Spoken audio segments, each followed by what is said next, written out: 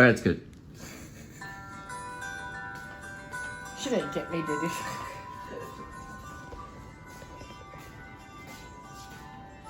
Get back in here to get my roll.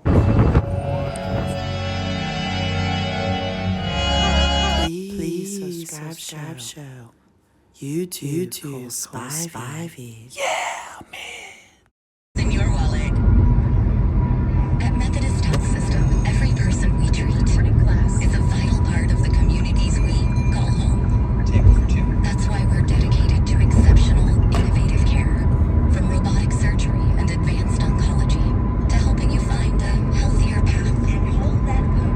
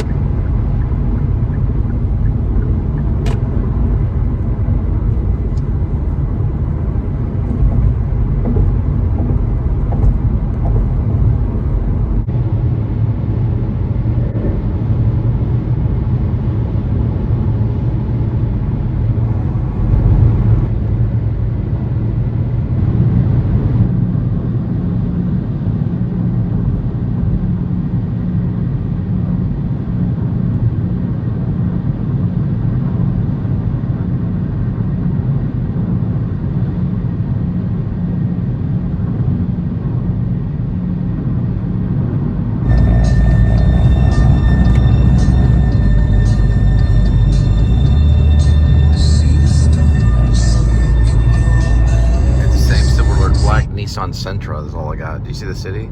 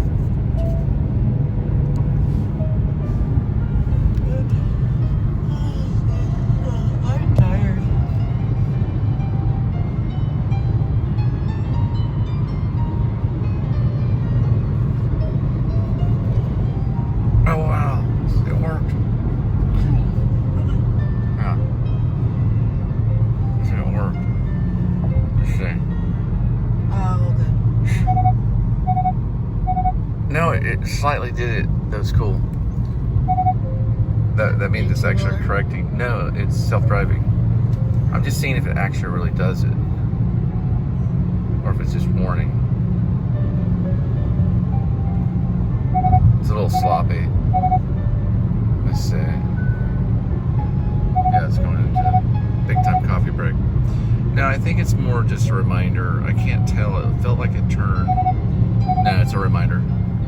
It's only a reminder. Still pretty cool. You're not paying attention. No, well, Toyota has self-driving. It'll recorrect itself. This one's a reminder. So it's operating off of sonar. Or actually, no. I don't know what it's operating. I don't know how they do it. It can read this right here. Those things. Those little lines right there.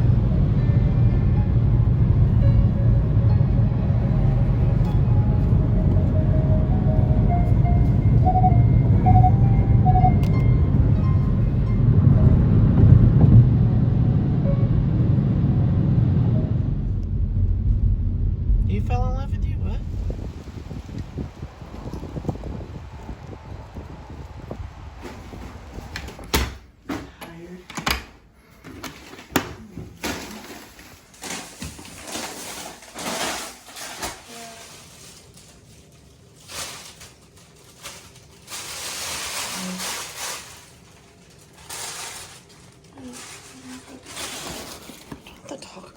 So it just came to me right now. I was listening to Glorious Glo Hands, one of the songs that we did. There's a lot of aircraft.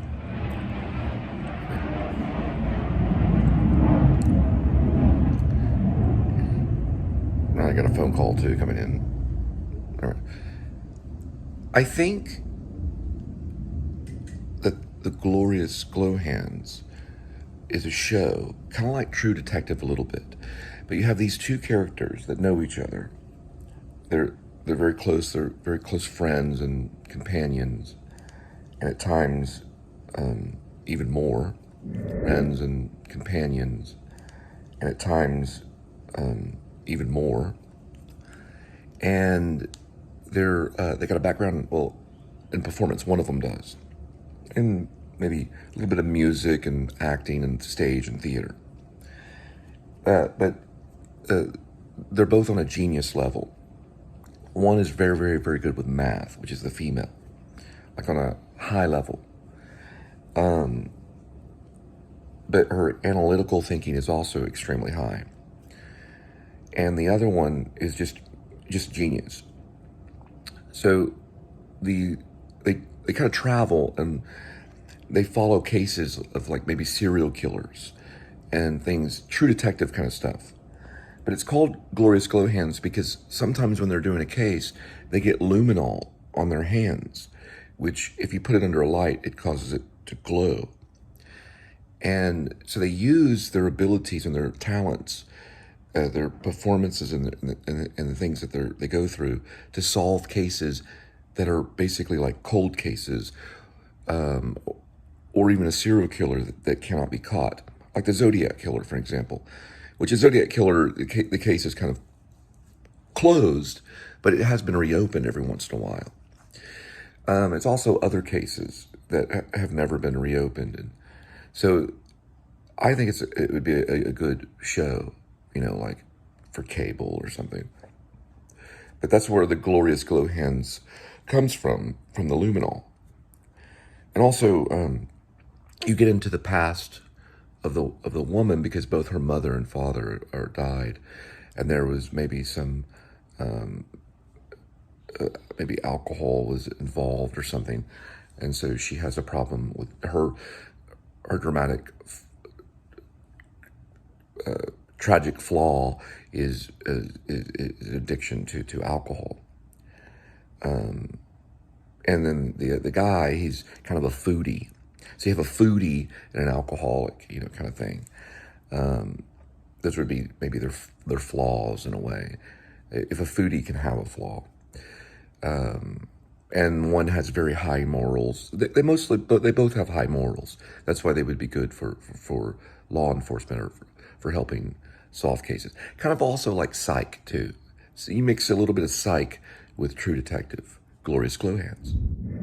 The show is more complex than you think, but here's the thing, is they vlog on the side. Because of his performance background, he's big fans of like Adam the Woo, Jordan the Lion, kind of has a weird kind of connection with the Carpetbagger because he almost became like a celebrity vlogger. So he likes to vlog on the side and talk about it. And he's big fans of Robert De Niro and, Martin Scorsese. His favorite film is The Taxi Driver. So he vlogs on the side. So what we're seeing in the movie, or if you call it a movie, or if you call it a television show or a cable show, what we're seeing is we're seeing the vlogs on the side. So you're seeing the breaks they take and stuff. And then secretly, you're not really getting onto the case all the time. Now, if the show develops and then there's a case that comes, happens, then you would see some of that too.